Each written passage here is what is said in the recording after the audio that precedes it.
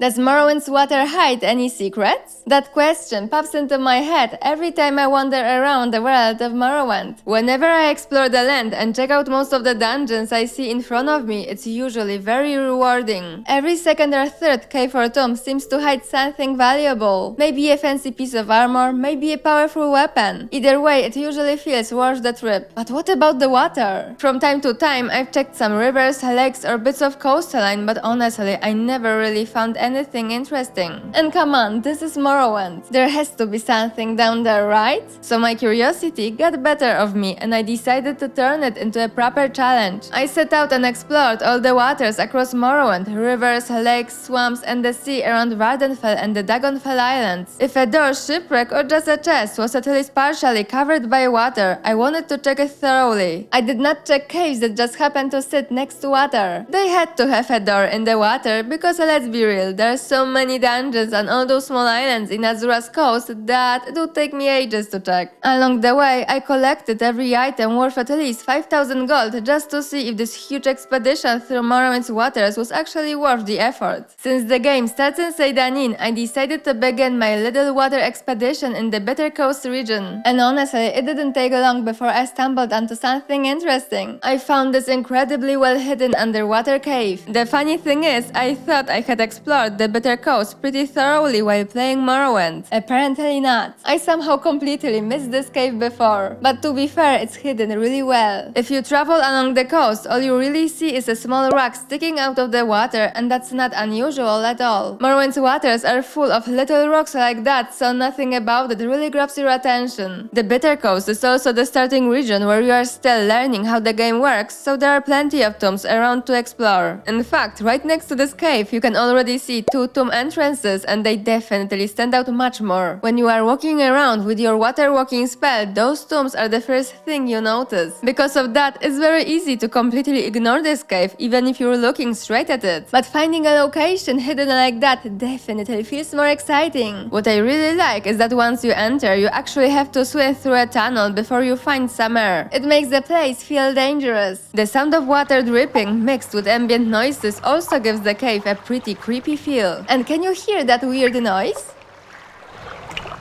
I actually wondered what was causing it. To be honest, after hearing it, I was expecting to run into some kind of monster, but all I found were blind slaughterfish. Apparently, they are the ones making those weird sounds which I had never noticed before. Normally, when I walk into a cave like that, I swim quickly so blind slaughterfish instantly attack me. During this challenge, I was moving slowly so I wasn't triggering the slaughterfish that fast, and looking peacefully around made me super aware of every sound you can actually hear if you pay attention. Searching the place properly wasn't easy at all. There are several underwater hallways that are very easy to miss. I even had to open the local map just to make sure I had checked everything. And you know what I found? Nothing. So I kept looking around and eventually noticed the body of a woman lying there. Another adventurer, just like me. No amazing weapons, no legendary armor, just someone who came here before and never made it out. And honestly, the whole cave feels like a warning. If you are an adventurer, be prepared.